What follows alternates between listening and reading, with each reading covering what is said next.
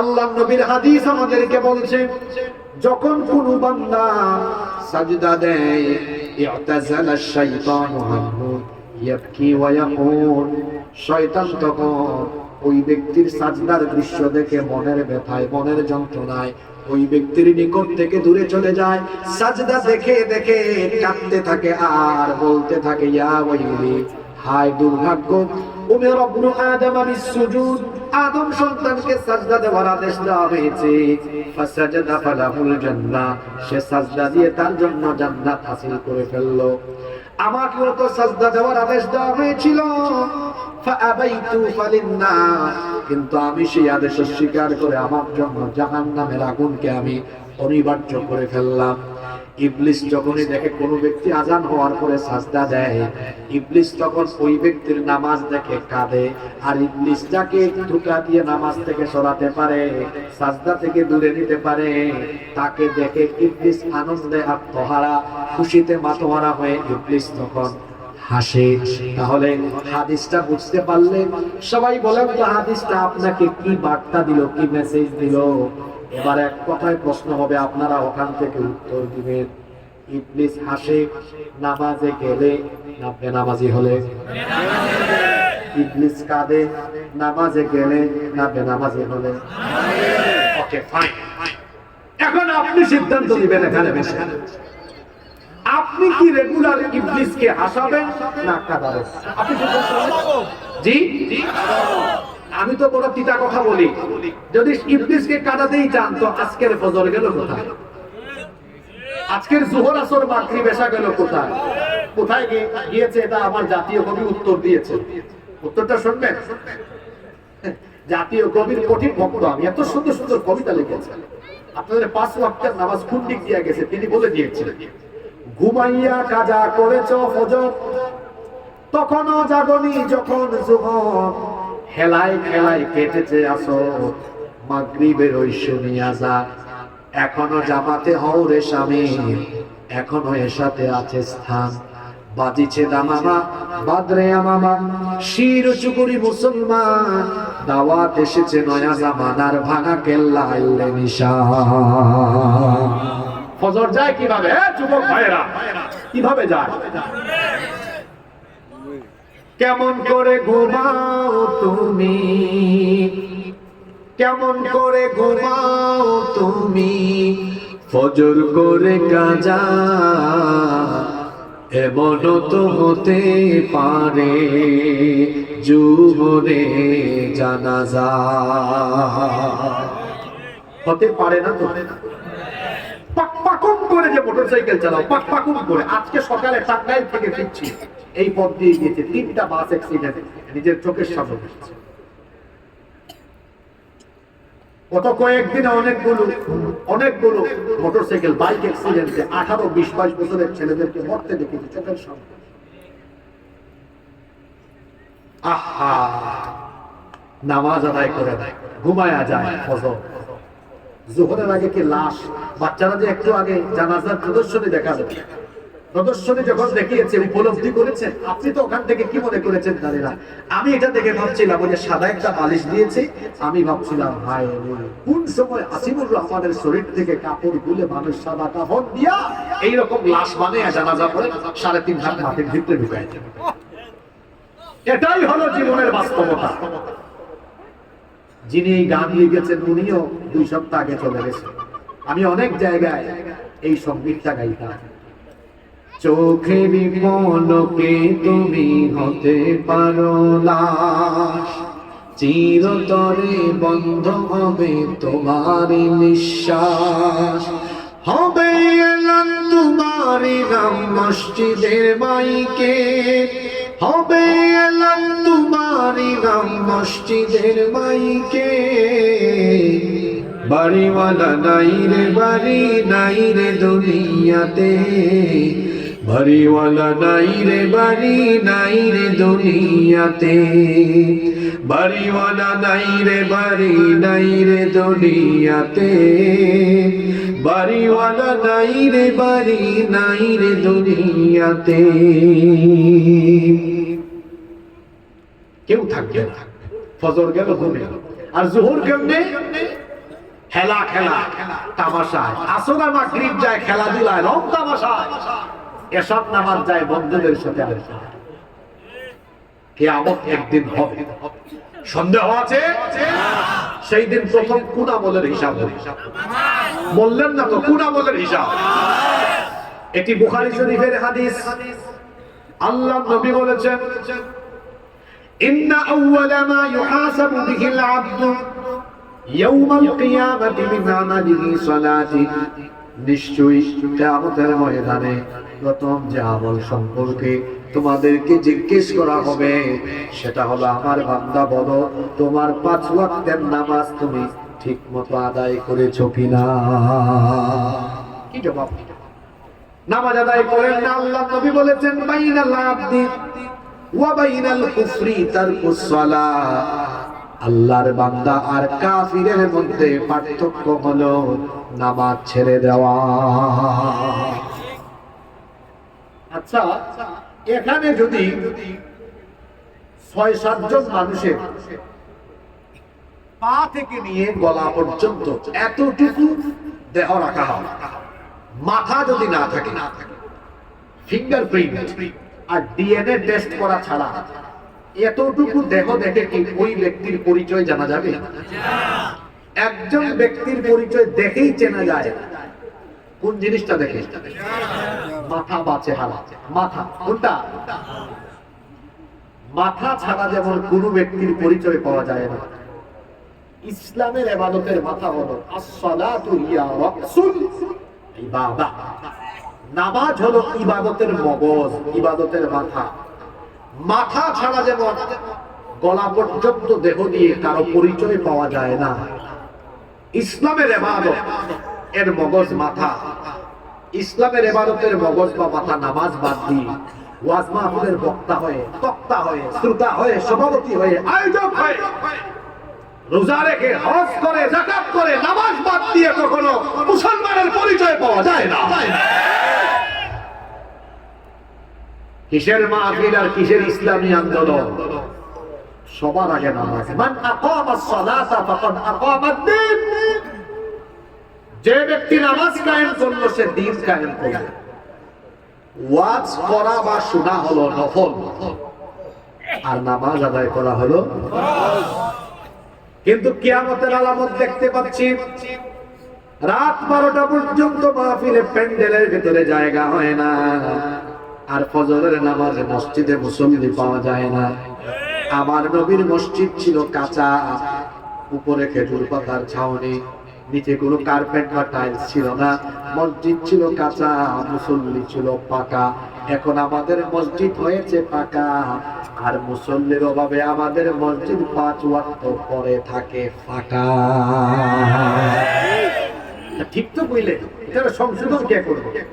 আমরা। আজ সিদ্ধান্ত নিলাম, আজ এখানে সিদ্ধান্ত নিচ্ছি, শয়তানকে হাসাবো না কাঁদাবো? বুঝে শুনে বলেন দেখি, হাদিসটা মনে রাখছেন কিনা? আমি নামাজে না গেলে শয়তান, বললেন না তো? আমি নামাজে না গেলে শয়তান, ওই পিছনে যারা বসেছে তারা সহ বলবো, আমি নামাজে না গেলে শয়তান গেলে। এখন বলেন, হাসাবেন না কাঁদাবেন? সালাত কায়েম করো, সালাত কায়েম করো, হবে সম্মানী তুমি, হবে জান্নাতি তুমি, দেবে কাল হাসরে শীতল ছায়া আরশে আযীম। রব্বিয়াল আলা রব্বিয়াল আযীম, রব্বিয়াল আলা রব্বিয়াল আযীম। সুবহানাল্লাহ। তাহলে আল্লাহর নিকটবর্তী হওয়ার কয়টা আমল বললাম? 1 নাম্বার কি হওয়া? খাঁটি ইমানদার হওয়া। 2 নাম্বার জোরে বলেন কি দেওয়া? সাজদা দেওয়া। সাজদা দিবেন তো?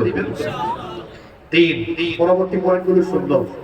3 নাম্বার আল্লাহর প্রিয় হলো তারা আল্লাহর জিকির করে যায়। আচ্ছা, শব্দটা কি বললাম? আমার দেশে মানুষ জিকির মানে বুঝে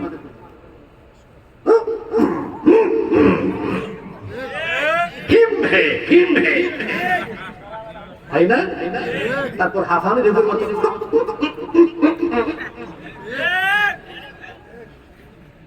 ইন্না লিল্লাহি ওয়া ইন্না ইলাইহি। হোয়াট ইজ জিকির? জিকির কি? আচ্ছা আপনারা বলেন তো, জিকির শব্দটা কি বাংলা না আরবি? আরবি। জিকির শব্দটা হচ্ছে আরবি। এই যে হুজুর আমার উস্তাদ, তুমি আমার উস্তাদের মতো জিজ্ঞেস করে দেখেন, জিকির শব্দের অর্থ হলো স্মরণ করা, মনে করা।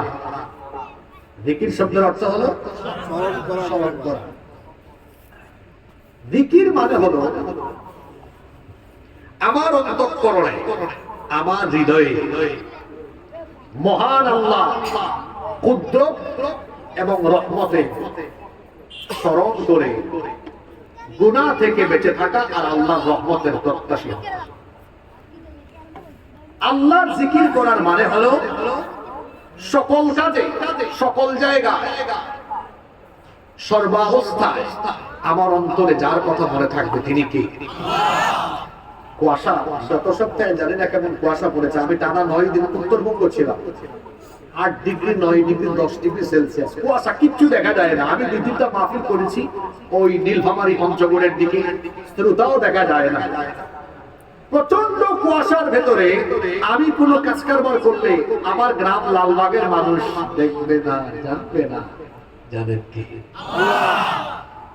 তাহলে আমি কোনো গুনাহ করব না। আল্লাহর জিকির মানে কে? দেখেন ওই যে বানাইছে, এটা জিকির না। জিকির কি? আমার হাতে হলো, জোরে বলেন। আমি ইউটিউবে ঢুকেছি। ইউটিউব শরীফ আছে না সবার কাছে? ঢুকার পরে আসছে এখানে আবুল তাবুল ভিডিও, অশ্লীল ভিডিও। আশা মাত্র মনে করলাম আল্লাহর কথা মনে পড়েছে, আমার আল্লাহ দেখে ফেলবে, বন্ধ করে দিলাম। আমি এটা বন্ধ করলাম, এটা দেখলাম না। একজনের কথা স্মরণ হয়ে যাওয়া, তিনি কি? এটার নাম জিকির। এটার নাম কি? আর ব্যাকবলের দল ব্রাহ্মণবাড়িয়া আর কুমিল্লায় জিকির বানাইছে। আপনারা কুমিল্লার মানুষ, রাগ করেন না। আপনাদের এলাকার কথা বলছেন, এখানে কিছু এলাকা আছে না? উরি বাপরে বাপ, কিছু মানুষের কুষ্ঠকাঠিন্য, কুষ্ঠকাঠিন্য বুঝেন তো? কুষ্ঠকাঠিন্য হলে যা হয়, জিকির দেখে মনে হয় কুষ্ঠকাঠিন্য রোগী। তারপর হাঁপানি রোগীর মতো আবার কয় বসেন বসেন, দাঁড়ান দাঁড়ান।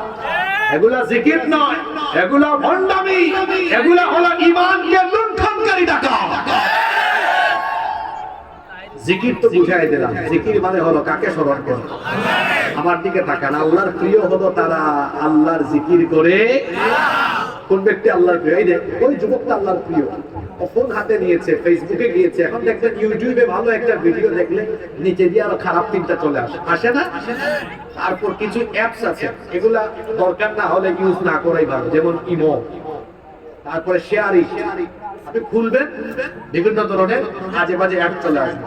এক যুবক খুলেছে, আজে বাজে অ্যাড বা যে কোনো কিছু চলে আসে, আস্তাগফিরুল্লাহ, বন্ধ করে দিয়েছে। এই যুবক আল্লাহর জিকিরকারী যুবক, এই যুবক আল্লাহর প্রিয় যুবক। সুবহানাল্লাহ। কষ্ট হচ্ছে মনে হয় আপনাদের? আল্লাহর জিকির করলে আল্লাহর কত কাছে যাওয়া যায়। একটা হাদিস বলি, শুনতেছেন তো আপনারা? দেখেন এই হাদিসটা শুনুন। আবু হুরায়রা রাদিয়াল্লাহু আনহু এই হাদিসের বর্ণনাকারী সাহাবী, এটা হাদিসে কুদসি।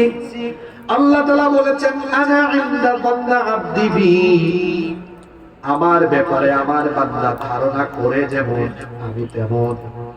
অর্থাৎ কেউ মনে করছে আমার আল্লাহ আমাকে দেখছেন, আসলেই তো আমি তারে দেখছি। যখন সে আমাকে স্মরণ করে, আমার জিকির করে, তখন আমি তার কাছাকাছি থাকি। যখন সে তার অন্তর দিয়ে আমার জিকির করে, আমি আল্লাহ তাকে নিজে স্মরণ করি। যখন সে কোনো উত্তম সমাবেশে আমার জিকির করে, যেমন আমি আপনাদেরকে নিয়ে এখন আল্লাহর জিকির করছি, আল্লাহ বলছেন যাকারতুহু ফি মালাইন হুম খায়রুম মিনহুম, আমিও এখন হাসিবুর রহমান আর এই লালবাগের মানুষের জিকির আরো উত্তম সমাবেশে, অর্থাৎ ফেরেশতাদেরকে ডেকে ফেরেশতাদের সমাবেশে বলছি, তাকায় দেখ আমার এই বান্দারা কত উত্তম, তারা আমার জিকির করে, আমিও তোদের সামনে তাদের জিকির করি। সুবহানাল্লাহ বলতে ইচ্ছা করে না? আপনারা মনোযোগ দিয়ে শুনতেছেন না অমনোযোগী হয়ে গেলেন? আল্লাহ নবী, আল্লাহ তাআলা আরো বলেছেন, যেটা হাদিসে কুদসি, আল্লাহ তাআলা বলেছেন ওয়া ইন তাকাররাবা মিন্নি শিবরান, যখন কেউ আমার দিকে এক বিঘত এগিয়ে আসে, তাকাররাবতু ইলাইহি যিরাআন, আমি তার দিকে এক হাত এগিয়ে আসি, অর্থাৎ আমার রহমত তার দিকে এক হাত এগিয়ে আসে। ওয়া ইন তাকাররাবা ইলাইয়া যিরাআন তাকাররাবতু মিনহু বা'ন, যখন সে আমার দিকে এক হাত এগিয়ে আসে আমি তার দিকে দুই হাত এগিয়ে আসি। ওয়া ইন আতানি ইয়ামশি আতাইতুহু হারওয়ালা, যখন কেউ আমার দিকে হেঁটে হেঁটে আসে আমি আল্লাহর রহমত তখন তার দিকে দৌড়ায়া দৌড়ায়া আসে। জিকিরকারী বান্দা যার প্রিয়, জোরে বলেন তো তিনি কে? নাম্বার 4, আল্লাহর প্রিয় এবং নৈকট্যশীল বান্দা হলো তারা ফরজের প্রতি যত্নবান হয়, মাঝে মাঝে নফলেও যারা মনোনিবেশ করে, আল্লাহর প্রিয় বান্দা হলো তারা। সুবহানাল্লাহ। এটাও হাদিসে কুদসি আল্লাহ তাআলা বলেছেন, মা ইয়াতাকাররাবা ইলাইয়া আবদি বিশাইইন আহাব্বা ইলাইয়া মিম্মা ফারাদতু আলাইহি ওয়া মা ইয়াযালু আবদি ইয়াতাকাররাবু ইলাইয়া বিন-নওয়াফিল হাত্তা উহিব্বাহ। আল্লাহ তাআলা বলেছেন ফরজ যথাযথ আদায় করার পরে আমার বান্দা যখন নফল আদায় করে তখন সেই বান্দা আমার প্রিয় হয়ে যায়, তাকে আমি তখন ভালোবাসি। ফাইদা আহবাবতুহু কুনতু সামাহু আল্লাযী ইয়াসমাউ বিহি ওয়া বাসারাহু আল্লাযী ইউবসিরু বিহি ওয়া ইয়াদাহু আল্লাতী ইয়াবতিশু বিহা ওয়া রিজলুহু আল্লাতী ইয়ামশি বিহা। আল্লাহ তাআলা বলেছেন আমি যখন আমার কোন বান্দাকে ভালোবাসি তখন তার কান আমার কান হয়ে যায়, তার চোখ আমার চোখ হয়ে যায়, তার হাত আমার হাত, তার পা আমার পায়ে পরিণত হয়ে যায়। না বুঝছে সুবহানাল্লাহ বলতেন, বুঝছে তারপর সুবহানাল্লাহ। কি বলেছেন? যে ব্যক্তি ফরজের পরে নফল আদায় করে তার চোখ আমার চোখ, তার কান আমার কান, তার হাত আমার হাত, তার পা, কোন কিছুকে আল্লাহর মতো লাইসা কামিসলিহি শাইউন, কোন কিছুই আল্লাহর মতো। এখানে কি বলা হবে? মুহাদ্দিসিনে কেরাম এই হাদিসের ব্যাখ্যা কত সুন্দর করে দিয়েছেন। আমি আপনাদেরকে একটা ঘটনা বলি তাহলে বুঝতে পারবেন। 3 বছরের একটা বাচ্চা, কয় বছরের? এইবারে 3 বছরের একটা বাচ্চা পুকুরের দিকে চলে যাচ্ছে। পুকুর, পুকুর, আপনারা পুকুর বলেন না পুষ্করি বলেন? পুকুরে চলে যাচ্ছে। এটা তার মা বাপ বা আপনারা দেখার পরে তারে পুকুরে নামতে দিবেন না আপনারা হাত দিয়ে তারে ধরে আনবেন? জোরে বলেন, ধরে আনবেন না? কেন? ভালোবাসা, দয়া, মহব্বতে, ঠিক না? ফরজের পরে নফল আদায় করলে ওই ব্যক্তিকে আল্লাহ দয়া করেন, মায়া করেন, ভালোবাসেন। ওই ব্যক্তির কান বাজে কিছু শোনার আগে আল্লাহ রহমত দিয়ে তার কান ফিরায়। ওই ব্যক্তির চোখ বাজে কিছু দেখার আগে আল্লাহ তাআলা দয়া করে তার চক্ষুকে রহমত দিয়ে ফিরায় আনেন। তার হাত পা দিয়ে বাজে কিছু করা বা বাজে কিছুতে যাওয়ার আগে ওই মা বাপ যেমন বাচ্চাকে ফিরায় আনে, আরে মা বাবার মনে যে দয়া, আল্লাহ তো এক টুকরা দয়া সারা দুনিয়ার সবাইকে দিয়েছেন, আর আল্লাহ তো 99 টুকরা তার কাছে রেখেছেন। তিনি যখন কাউকে ভালোবাসবেন তার চোখ, তার কান, তার হাত, তার পা আল্লাহ নিজের দায়িত্বে ফিরায় আনবেন। হিসেব থেকে, অন্যায় থেকে, খারাপ কাজ থেকে। এটা কত বড় কোয়ালিটি চিন্তা করেছেন? আমি যখন ফরজের পরে নফল আদায় করব, আমাকে অশ্লীল অন্যায় হারাম কাজ থেকে ফিরিয়ে আনা তখন কার দায়িত্ব হয়ে যায়? তাহলে শুধু কি আমরা 5 ওয়াক্ত নামাজ পড়বো না, নফলের প্রতি যত্নবান হব? ফরজ নামাজের পরে সবচেয়ে দামি, পছন্দের, আল্লাহর কাছে সবচেয়ে প্রিয় নামাজ হলো কোন নামাজ? জোরে বলেন। এখানে তরুণ এবং যুবক ভাইদেরকে বলছি এখনই সময় তাহাজ্জুদের। আল্লাহর নবী বলেছেন আলাইকুম বিকিয়ামিল লাইল, রাতের নামাজকে তোমরা তোমাদের জন্য পরিহার্য করে নাও। ফাইন্নাহু দাবুস সালিহিনা ক্বাবলাকুম, কারণ এটা তোমাদের পূর্ববর্তী সকল নেককার ব্যক্তিদের আমল। ওয়া হুয়া কুরবাতুন ইলা রাব্বিকুম, এই আমল তোমাকে তোমার রবের একেবারে নিকটবর্তী বানিয়ে দিবে। এবং এই আমল হলো এমন আমল যা তোমার গুনাহ মাফের কারণ হয়ে যাবে। আজ যুবক তরুণ ছেলেরা রাত 2টা 3টা পর্যন্ত মোবাইলে তাহাজ্জুদ পড়ে, 2টা 3টা পর্যন্ত মোবাইল চালায়, আর বয়স্করা ঘুমাতে ঘুমাতে শরীর ফুলায়। আমি আপনি ঘুমাতে ঘুমাতে গাল ফুলাই, শরীর ফুলাই, কিংবা মোবাইল চালাতে চালাতে আমরা আমাদের সময় শেষ করি। আর আমার আপনার নবী রাতের বেলা শেষ রাতে না ঘুমিয়ে তাহাজ্জুদের নামাজে দাঁড়াতে দাঁড়াতে পা ফুলিয়ে ফেলেছেন। আল্লাহু আকবার। আম্মা জানা আয়েশা রাদিয়াল্লাহু আনহা এটা দেখে বললেন, লিমা তাসনা হাযা, কেন এমনটা করছেন? পা তো আপনার ফেটে যাচ্ছে। আল্লাহ তো আপনার আগের গুনাহ পরের গুনাহ maaf করে আপনাকে জান্নাতবাসী বানিয়ে দিয়েছেন। আল্লাহর নবী তখন বললেন, আফালা উহিব্বু আন আকুনা আবদান শাকুরা, এই যে আল্লাহ আমার আগে পরের গুনাহ maaf করে জান্নাতবাসী বানিয়েছে, এটার জন্য কি আমি আল্লাহর গোলামি করে আল্লাহর শুকরগুজার বান্দায় পরিগণিত হব না? আমি আপনি নিঃশ্বাস গ্রহণ করি, আমি আপনি যার দেওয়া রিজিক খেয়ে বেঁচে আছি, জুড়ে বলেন তো, মহব্বতে বলেন তিনি কি? সেই আল্লাহ তাআলাকে কি সাজদা দিতে মন চায় না? শেষ রাতে ঘুমিয়ে নয়, মোবাইল চালিয়ে নয়।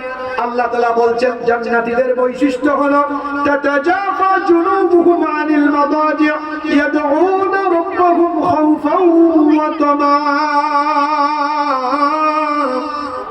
শেষ রাতে জান্নাতীদের পিঠ বিছানা থেকে আলাদা হয়ে যায়, তারা তাদের রবকে ভয় এবং আশা নিয়ে ডাকতে থাকে। কানু কলিলাম মিনাল লাইলি মা ইয়াহজাউন ওয়া বিল আসহারি হুম ইস্তাগফিরুন। জান্নাতীরা শেষ রাতে কম ঘুমায়, শেষ রাতে না ঘুমিয়ে ইস্তেগফার করে করে রাত কাটায়। রহমানের বান্দাদের বৈশিষ্ট্য হলো ওয়াল্লাযীনা ইয়াবিতুনা লিরাব্বিহিম সুজদান ওয়া কিয়ামা। রুকু আর সাজদা দিয়ে তারা শেষ রাত কাটায়। পৃথিবীতে যত বড় বড় বুজুর্গ ব্যক্তি আছে, বেশিরভাগের সিক্রেট আমল হলো তাহাজ্জুদের নামাজ। যুবক, তুমি না ঘুমিয়ে ঘুমিয়ে মোবাইলের অপব্যবহার করে তোমার অবস্থা কেমন জানো? তোমারে দেখাই যে তোমার অবস্থা কেমন। তোমার গাল, এই যে গালের এই দুই দিকে মাংস গোশত তোমার হাড্ডির চিপার ভিতরে ঢুকে গেছে, এমনি হয়ে গেছে। তুমি হার্ট অফ ফার্মের মুরগির মতো জিমাই জিমাই। বুড়া মানুষের চেয়ে তোমার অবস্থা খারাপ। তুমি মোবাইলের অপব্যবহার করে রাত ৩টা-৪টা পর্যন্ত মোবাইলের মাধ্যমে জিনা করে, হারাম কাজ করে করে তোমার যৌবন তারুণ্য নষ্ট করছো তুমি। তাহাজ্জুদে দাঁড়িয়ে যাও, চেহারার মধ্যে নূর ঢেলে দিবেন কে? আল্লাহ।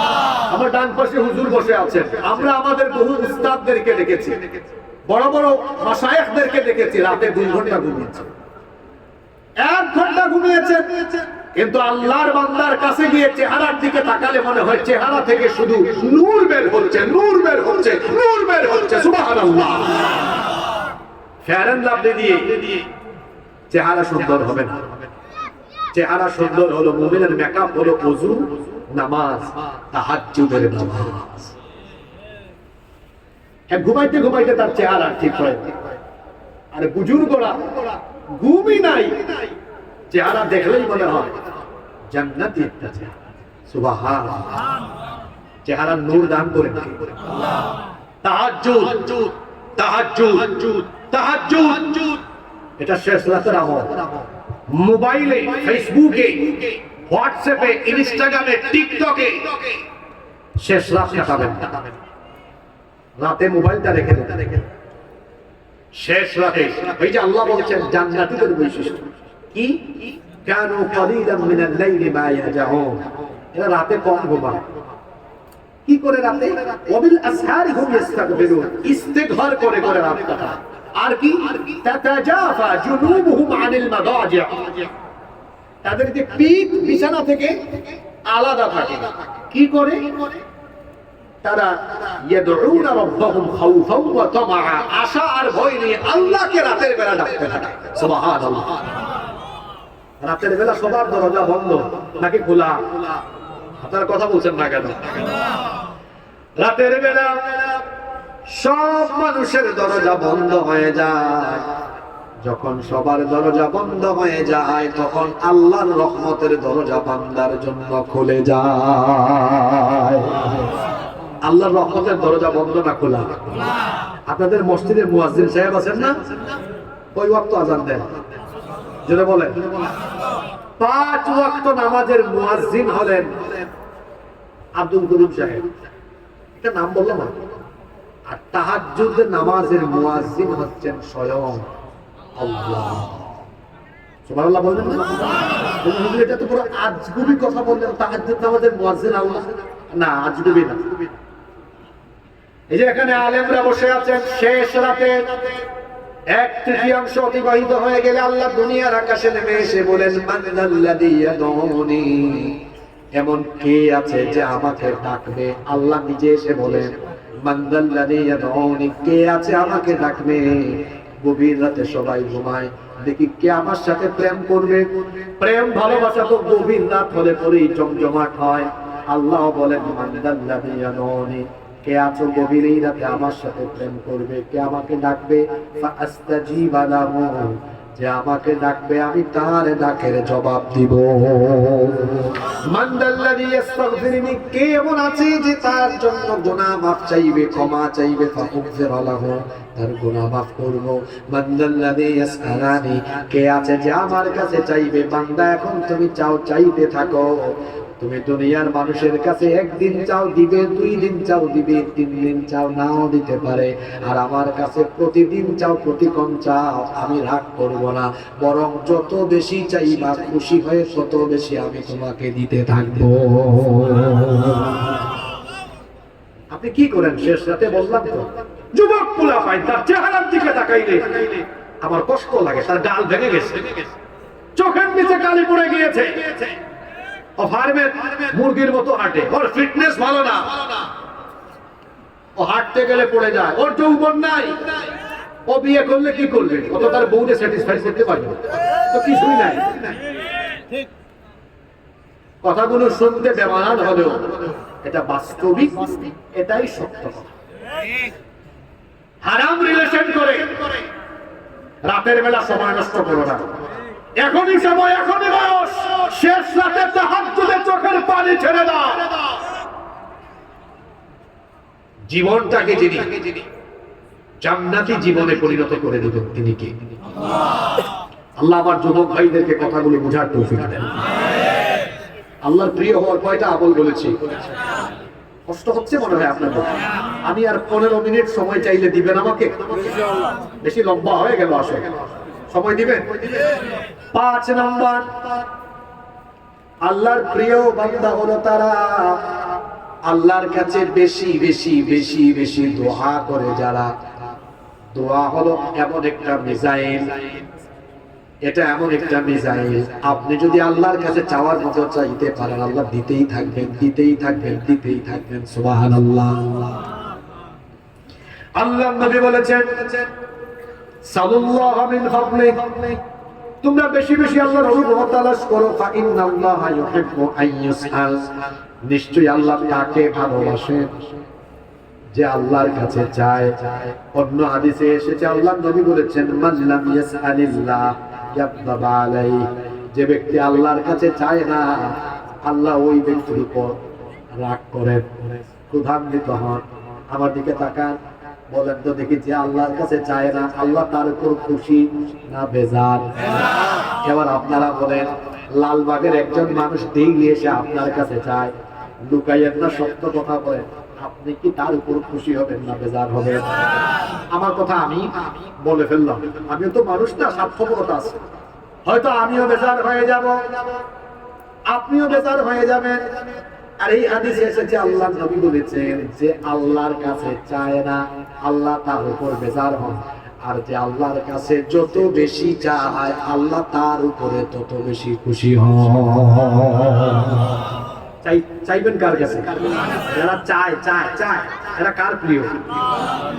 এরা আল্লাহর নৈকট্যশীল। আল্লাহ কোরআনে বলেছেন, ওয়া ইযা সাআলাকা ইবাদি আন্নী ফাইন্নী করিব, করিব, নিকটবর্তী। আল্লাহ বলেছেন, আর তারা যখন আমাকে, আর আমার বান্দারা যখন আমার কাছে চাইবে, ফাইন্নী করিব, নিশ্চয়ই আমি তার নিকটে, আমি তার নৈকট্যশীল। সুবহানাল্লাহ। আমরা চাইতে জানি না, গত 3 দিন আগে একজন আমাকে মাহফিলে বলতেছে উত্তরবঙ্গে ছিলাম, কই হুজুর 15টা বছর হয়েছে বিয়ে করেছে, আমার বাচ্চা হয় না। বললাম তো কি হয়েছে? 15 বছর হয়েছে মাত্র, আর আমার জাতির পিতা 86 বছর বয়সে সন্তান ছিল না, বৃদ্ধ বয়সে তাকে সন্তান দিয়েছেন কি আল্লাহ। ওই মাহফিলে আরেকজনকে ডেকে আনলাম, উনি মাহফিলের সেক্রেটারি। বললাম এই ভাইকে জিজ্ঞেস করেন, আমি গত বছর মাহফিলে এসেছিলাম, বলছেন সন্তান না। আমি ইব্রাহিম নবীর দোয়া শিখিয়ে দিয়েছিলাম, রব্বি হাবলি মিনাস সালিহিন, আর দোয়া শিখিয়েছিলাম রব্বি লা তাযারনি ফারদান ওয়া আনতা খায়রুল ওয়ারিসিন, জাকারিয়া আলাইহিস সালামের দোয়া। তিনি দোয়া করেছেন। এবছর আসলাম মাহফিলে, বললেন বাচ্চা হয়ে গিয়েছে। এই দোয়াগুলো আপনি করেন, আল্লাহর কাছে চান, কারণ আল্লাহ চাইলে তো বেজার হন না, আল্লাহ চাইলে খুশি হন। চাইতে থাকেন, চাইতে থাকেন।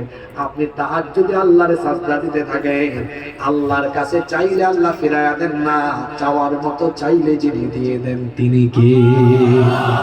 ব্যবসা বাণিজ্যের বরকতের দরকার, আল্লাহর কাছে চান। বেকার আছেন, কর্মসংস্থানের দরকার, আল্লাহর কাছে চান। বেশি বেশি চাইতে থাকেন, কারণ আল্লাহর কাছে দোয়া করে যারা চাইবে, যারা আল্লাহর নিকটবর্তী, আল্লাহর প্রিয় বান্দা হলো তারা। যে চায় না সে অহংকার, যে চায় না সে কি? যেন বেশি বেশি চাইবেন কার কাছে? নাম্বার 6 নাম্বার, আল্লাহর নৈকট্যশীল, আল্লাহর প্রিয় বান্দা হলো তারা বেশি বেশি তওবা এবং ইস্তেগফার করে যারা। সালেহ আলাইহিস সালাম তার সামুদ জাতির লোকদেরকে বলেছিলেন, কোরআনে কারীমের 11 নম্বর সূরা, সূরা হুদের 61 নম্বর আয়াত, সালেহ আলাইহিস সালাম তার জাতিকে বলেছিলেন, ফাস্তাগফিরু তুম্মা তুবু ইলাইহি ইন্না রাব্বি করিবুম মুজিব। দেখেন প্রতিটা পয়েন্টের সাথে কোরআন থেকে আমি বের করছি। দেখেন সালেহ আলাইহিস সালাম তার জাতিকে বলেছিলেন, ফাস্তাগফিরু, অতঃপর তোমরা ক্ষমা প্রার্থনা করো, আল্লাহর কাছে ইস্তেগফার করো, তুবু ইলাই, তার কাছে তওবা করো। তার কাছে তওবা করলে শুনো তিনি এমন, ইন্না রাব্বি, নিশ্চয় আমার রব করিব, তিনি তওবাকারী আর ইস্তেগফারকারী বান্দাদের অতীব নিকটবর্তী, অর্থাৎ তিনি তাদেরকে তার নিকটবর্তী বান্দায় পরিণত করে দেন, মুজিব, এবং তিনি তাদের আহ্বানে সাড়া দিয়ে দেন। সুবহানাল্লাহ। তাহলে হাদিস থেকে বোঝা গেল ইস্তেগফার এবং তওবা করে যারা আল্লাহর প্রিয় বান্দা হলো তারা। আমাদের আমল কি জানেন? মানুষের গীবত করার টাইম আছে, চুগলখড়ি করার টাইম আছে, ইস্তেগফার করার কোনো টাইম নাই। একটা আমল অন্তত এই মাহফিল থেকে শুনে যান, আল্লাহ রাসূলের সুন্নতের এত দাম। আপনারা বলেন তো, গোটা দুনিয়ার সব কিছু যদি এক পাল্লায় রাখা হয়, আর আরেক পাল্লায় যদি আমার নবীর একটা সুন্নতকে রাখা হয়, গোটা দুনিয়ার সবকিছু কি আমার নবীর একটা সুন্নতের সমান হবে নাকি? আপনি যদি আল্লাহ নবীর একটা সুন্নতকে মহব্বত দিয়ে আঁকড়ায় ধরতে পারে, এই একটা সুন্নতের কারণে নবীর সাথে জান্নাতে যাওয়ার সুযোগ আছে। কারণ আমার নবী তো বলেছেন, মান আহাব্বা সুন্নতি ফাকাদ আহাব্বানি, যে ব্যক্তি আমার সুন্নতকে ভালোবাসে সে যেন আমি নবীকেই ভালোবাসে। ওয়া মান আহাব্বানি কানা মাই ফিল জান্নাহ, আর যে আমাকে ভালোবাসে সে আমার সাথে জান্নাতে থাকবে। সেই নবীর একটা সুন্নাত শুনেন, প্রতিদিনকার সুন্নাত, কমন আনকমন নয়, কমন সুন্নাত হলো বুখারীর হাদিস। আল্লাহর নবী বলেছেন, ওয়াল্লাহি ইন্নী লা আস্তাগফিরুল্লাহ ওয়া আতুবু ইলাইহি ফিল ইয়াউমি আকসারা মিন 70 মাররা। আল্লাহর কসম, আমি নবী হয়েও প্রতিদিন আল্লাহর কাছে 70 বারের বেশি তওবা করি। আল্লাহু আকবার। আবার মুসলিম শরীফের হাদিসে এসেছে, আল্লাহর নবী বলেছেন, আইয়ুহান নাস তুবু ইলাল্লাহ, হে মানুষেরা তোমরা আল্লাহর কাছে তওবা করো। ফা ইন্নী আতুবু ইলাইহি ফিল ইয়াউমি মিআতা মাররা, কারণ আমি ডেইলি আল্লাহর কাছে 100 বার তওবা করি। এক হাদিসে এসেছে 70 বার, আর এক হাদিসে এসেছে 100 বার। দুইটা হাদিসের কম্বিনেশন করে আমরা বলতে পারি আমার নবী ডেইলি ইস্তেগফার করতেন 70 থেকে 100 বার, 70 থেকে। এবার আপনার কাছে প্রশ্ন হলো, বলেন তো আমার আপনার নবীর জীবনের গুনাহের কোনো ছিটা ফোঁটা আছে নাকি? কোনো গুনাহ নাই, তারপরেও ডেইলি ইস্তেগফার করতেন 70 থেকে, জোরে বলেন। এবার বলেন তো আমার জীবনে আপনাদের জীবনে গুনাহ আছে না নাই?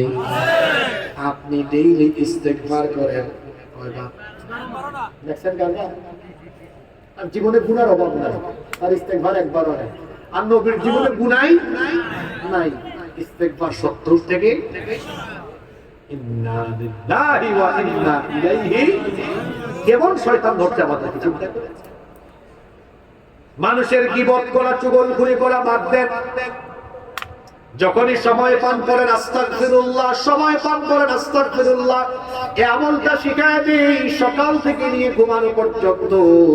যখনই সময় পাবেন আস্তাগফিরুল্লাহ। ঢাকায় যাচ্ছেন, বাসে বসে আছেন, আস্তাগফিরুল্লাহ আস্তাগফিরুল্লাহ আস্তাগফিরুল্লাহ আস্তাগফিরুল্লাহ আস্তাগফিরুল্লাহ। মাহফিল শেষে বাড়ি যাবেন, আস্তাগফিরুল্লাহ পড়ে পড়ে যান। ডেইলি যাতে কমপক্ষে 100 বার হয়। বলবেন হুজুর হইলে কি হবে? ইস্তেগফারের বহু ফজিলতের কথা হাদিসে আছে। কয়েকটা হাদিস শোনাই। আল্লাহর নবী বলেছেন, কোন ব্যক্তি যদি অনুতপ্ত হৃদয় নিয়ে ইস্তেগফার পাঠ করে, আস্তাগফিরুল্লাহ এই বাক্যটা পড়ে, তার আমলনামায় যদি সমুদ্রের ফেনা পরিমাণ গুনাহ থাকে, আল্লাহ তার সব গুনাহ মাফ করে দিবে।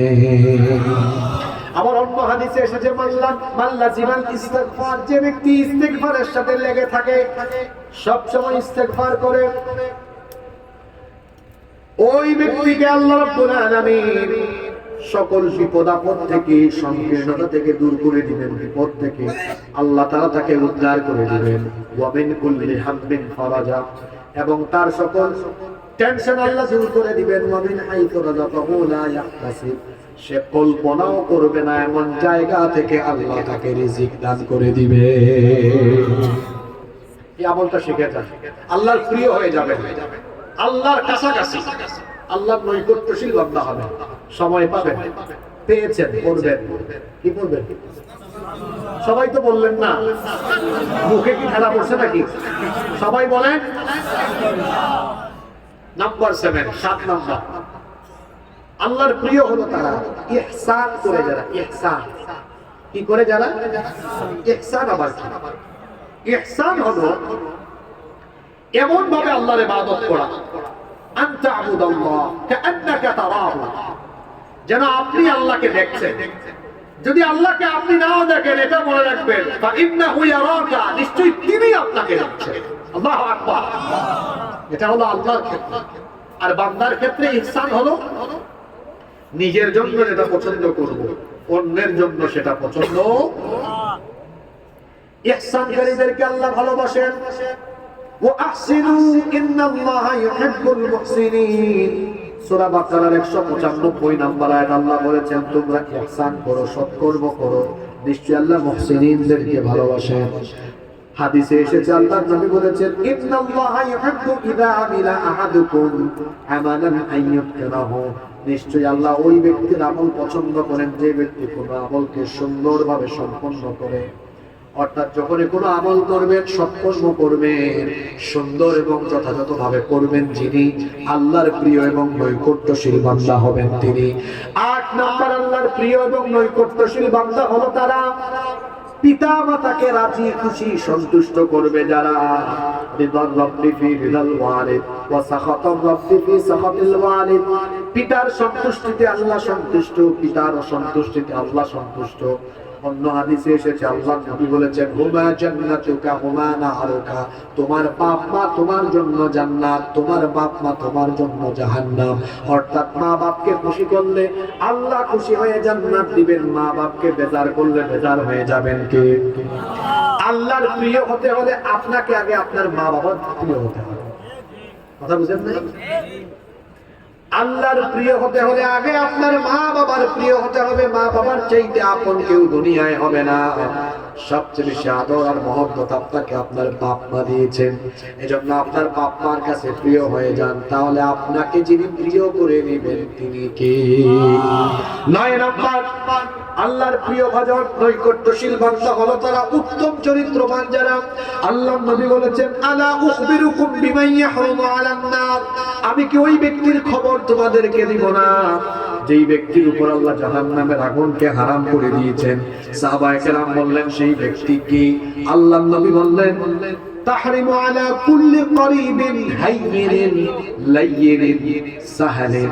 নবীজি বললেন সে হলো ওই ব্যক্তি যেই ব্যক্তি হলো ভদ্র, নম্র, বিনয়ী, অর্থাৎ তোমাদের মধ্যে উত্তম চরিত্রবান যারা জাহান্নামের আগুন থেকে মুক্তি পাবে তারা আল্লাহর নৈকট্যশীল বান্দা হলো তারা। চরিত্রবান, চরিত্র হলো মানুষের সবচেয়ে বড় পরিচয়। যে ব্যক্তি এই চরিত্র হারাবে তার দুনিয়াও হারাবে, আখিরাতও হারাবে, আল্লাহর রহমত, বরকত সব হারিয়ে ফেলবে। এজন্য নিজের চরিত্র গঠনে মনোনিবেশ করবে যারা আল্লাহর প্রিয় তারা। এখানে যুবক যারা আছে, আমার ইমাম কুরতুবী রহমাতুল্লাহ আলাইহির একটা কথা এখন মনে পড়ল। তিনি বলেছেন যৌবনকাল হলো কচু পাতার পানির মতো। কচু গাছ আছেন আপনাদের এলাকায়? কচু পাতায় পানি পড়লে এটা কি বেশিক্ষণ থাকে নাকি? দেখবেন টলমল টলমল করে, যে কোনো মুহূর্তে পড়ে যেতে পারে। যৌবনকাল সবসময় রিস্কে থাকে। কেন? আশেপাশে সুন্দরী জরিনা সকিনা আছে আমার যৌবন খাওয়ার জন্য, নষ্ট করার জন্য। মোবাইল আছে, মাদক আছে, আর সমাজের কিছু নেতা আছে যারা টাকা দিয়ে আমার চামচা বানাতে চায়। যুবকদেরকে বলবো তোমার এই যৌবন কারো চামচামের জন্য দেওয়া হয় নাই, কারো সামনে পিছনে মোটরসাইকেল সুলাম করে চামচামি করো না। এই যৌবন দেওয়া হয়েছে আল্লাহর জমিনে আল্লাহর দ্বীন কায়েমের আন্দোলন করার জন্য। আপনার যৌবনকে নতুন কচু গাছে কচু পাতার পানির মতো টলমল করছে। একদিকে মোবাইল, অন্যদিকে ইন্টারনেট, অন্যদিকে সুন্দরী লবণা, আরেকদিকে নেতা নগদ টাকা দিয়ে যৌবন কিনতে চায়, আরেকদিকে মাদক, আরেকদিকে জুয়া। অর্থাৎ আপনার এই যৌবনের আশপাশে আপনার যৌবন বিনষ্টকারী উপাদানে ভরা। কোন একটা ধরলেই কচু পাতার পানি যেমন যে কোনো মুহূর্তে পড়ে যেতে পারে, যৌবনের চারপাশে যৌবন বিধ্বংসী কোন একটা উপাদান যদি খালি আপনারে ধরতে পারে, আপনার যৌবন নষ্ট হয়ে যেতে। কোন মানুষ জীবনে সফল হয়? যে ব্যক্তি তার যৌবনকালকে কদর করে কাজে লাগাতে পারে, ওই ব্যক্তি জীবনে সফল হয়। যে তার যৌবনকে কাজে লাগাতে পারে না, ওই ব্যক্তির জীবন ধ্বংস হয়, জীবন একেবারে ধ্বংসের কিনারে চলে যায়। উত্তম চরিত্রবান হওয়ার জন্য নিজের চরিত্রকে গঠন করার সবচেয়ে সুন্দর, সবচেয়ে মোক্ষম সময় হলো এই তরুণ এবং যৌবনকাল। Youth is called the golden season of human life. যৌবনকালকে মানুষের জীবনের স্বর্ণালী সময় বলা হয়। ওই সময় মানুষের শরীরের শক্তি বেশি থাকে। এই সময়টা কাজে লাগালে মানুষ পৃথিবীতে ইস্টাবলিশ হতে পারে। আর এই সময় যদি ধ্বংসের পথে চলে যায় তাহলে তার জীবন একেবারে নষ্ট হয়ে যেতে। যুবক ভাইদের পা ধরে বলে যাচ্ছে এই সময়টাকে কাজে লাগায়। এই সময়ে চরিত্রকে গঠন করবেন যেন আল্লাহর প্রিয় হয়ে যাবে। কালামের আগে সালাম। দেখা হয়েছে, আমি কি দিব? সালাম দিব। রাস্তাঘাটে মোটরসাইকেল চালাবেন, মুরব্বীরা আছেন, পাক পাকুম করে চালায়, সুন্দর করে চলে যান। আদব শিখেন। বড়দের পাশ দিয়ে যাবেন বিনয়ের সাথে, সম্মানের সাথে। বড়কে সম্মান করুন, ছোটকে স্নেহ করুন। রাস্তাঘাটে মেয়েদেরকে দেখলে ইফটিজিং বা টিজ করবেন না। এক সাহাবী এসে বলছে, আল্লাহ রাসূল, আমি নিজেকে কন্ট্রোল করতে পারি না, নারীদেরকে দেখলেই আমার জিনার খায়েশ উঠে যায়। রাসূল তো ছিলেন এক মহামানব। এই কথা শুনে তিনি রাগ করেন নাই, আদর করে ডেকেছেন, আসো তুমি আমার কাছে আসো। কাছে আসার পরে বললেন, আচ্ছা তোমার স্ত্রীকে যদি কেউ এমন কথা বলে তোমার কেমন লাগে? খুব খারাপ লাগে। তোমার বোনকে বললে খারাপ লাগে, মাকে বললে খারাপ লাগে। নবীজি বললেন, তো তুমি জানে দেখে জিনা করতে মন চায়, সেও তো কারো না কারো বোন, কারো না কারো মা, কারো না কারো মেয়ে, কারো না কারো স্ত্রী। নিজের জন্য যেটা খারাপ লাগে অন্যের বেলায় কেন এত মজা লাগে? রাস্তাঘাটে সুন্দরী মেয়ে দেখলে যারা মেয়েদেরকে ডিস্টার্ব করে ইতরের মতো লুচ্চার মতো, তাকে আমি বলবো তোমার বোনকে কেমন করলে তোমার কেমন লাগে? মেয়েদেরকে সম্মান করতে শেখো। আল্লাহ কোরআনে কি বলেছে? পুরুষদেরকে নারীদেরকে একই কথা। পুরুষদেরকে বলেছেন ইয়াগুদ্দু মিন আবসারিহিম, নারীদেরকে বলেছেন ইয়াগুদ্দুনা মিন আবসারিহিন্না। ওর পুরুষ পর নারী থেকে চক্ষুকে নিম্নগামী করতে হবে। হুকুম কার? আল্লাহ। চরিত্র এভাবে গঠন করতে হবে, চরিত্র এভাবেই গঠন করতে হবে। আমার সামনে দিয়ে একটা মেয়ে হেঁটে যাবে, আমি আল্লাহর হয়ে তার দিকে তাকাবো না, আমি আমার চক্ষুকে নিম্নগামী করে দিব, আমি আল্লাহকে ভয় করব। ফায়দা কি হবে? রাসূল বলেছেন যে তার যৌবনের জিম্মাদারি গ্রহণ করবে, আমি রাসূল তার জন্য জান্নাতের জিম্মাদারি গ্রহণ করব। সুবহানাল্লাহ। চরিত্রবান হবে যারা, আল্লাহর প্রিয় হয়ে যাবে। আল্লাহ তুমি আমাদেরকে হুসনুল খুলুক, উত্তম ভাবে চরিত্রবান হওয়ার তৌফিক দান করে দাও। 10 এবং সর্বশেষ হলো, কথায় আছে শেষ ভালো যা সব ভালো। আল্লাহর প্রিয় ভাজন হলো তারা তাকওয়াবান, মানে খোদা ভীরু, আল্লাহকে ভয় করে জীবনটা চালায় যায়। আল্লাহর প্রিয় হলো রব্বুল আলামিন। কোরআনে কারীমের 16 নম্বর সূরা আন-নাহল এর 128 নম্বর আয়াতে বলছেন ইন্নাল্লাহা মা'আল্লাযীনা তাকাউ ওয়াল্লাযীনা হুম মুহসিনুন। নিশ্চয়ই আল্লাহ তাআলা তাদের সাথে আছেন যারা আল্লাহকে ভয় করে এবং যারা সৎকর্ম করে। অন্য আয়াতে আল্লাহ বলেছেন ইন্নাল্লাহা ইউহিব্বুল মুত্তাকিন, নিশ্চয়ই তিনি মুত্তাকিদেরকে ভালোবাসেন। অন্য আয়াতে আল্লাহ বলেছেন সূরা হুজুরাত ইন্না আকরামাকুম ইনদাল্লাহি আতকাকুম, নিশ্চয়ই তোমাদের মধ্যে আল্লাহর কাছে সবচেয়ে সম্মানিত হলো তারা তোমাদের মধ্যে সবচাইতে পরহেজগার, খোদাভীরু, তাকওয়াবান যারা। প্রশ্ন হলো তাকওয়া কি? এক কথায় তাকওয়া হলো আল্লাহর ভয়ে গুনার কাজ ছেড়ে দেওয়া আর নেকির কাজ আঁকড়ে ধরা। এটার নাম কি? তাকওয়া হলো রাতের বেলা আমার হাতে মোবাইল ফোন আছে, গুগল শরীফে গিয়ে আমি পর্নো সাইটে ঢুকে আমি এখন পর্নো মুভি দেখতে পারবো। আমার বাপ মা ভাই বোন কেউ দেখবে না, কেউ জানবে না, কিন্তু আমার এই অন্ধকার রুমে, একাকী রুমে আমি যা করি কেউ না দেখলেও না জানলেও যিনি সব দেখেন এবং সব জানেন তিনি কে? এর নাম তাকওয়া, এর নাম তাকওয়া। আমার আল্লাহ সব দেখেন। ইন্নাল্লাহা কানা সামিআন বাসীরা, তিনি সব শুনেন, সব দেখেন। তাকে ফাঁকি দেওয়া কোনোভাবেই সম্ভব। এটা অন্তরে রেখে আল্লাহর ভয়ে 24 ঘন্টা জীবন চালায় যারা তাকওয়াবান, আল্লাহর নৈকট্যশীল হওয়ার জন্য কয়টা আমলের কথা বললাম? এমন কোন সাহসী ব্যক্তি আছেন এখানে যিনি সাহস করে এই 10টা পয়েন্ট এক নিঃশ্বাসে বলতে পারবেন? তাকে পুরস্কার দেওয়া। হায় হায় হায়, তো অন্য জায়গায় হলে বলে দাও। আমি ভাবছি এখানে বসে বসে অনেকে নোট করছে, পারলেন না, তার মানে বোঝা গেল মনোযোগ কম ছিল। মাশাআল্লাহ, বলেন বলেন মাশাআল্লাহ। দেখে দেখে বলবেন, না দেখে যাবে। আমি শুনেছি, আমার কান ভালো আছে।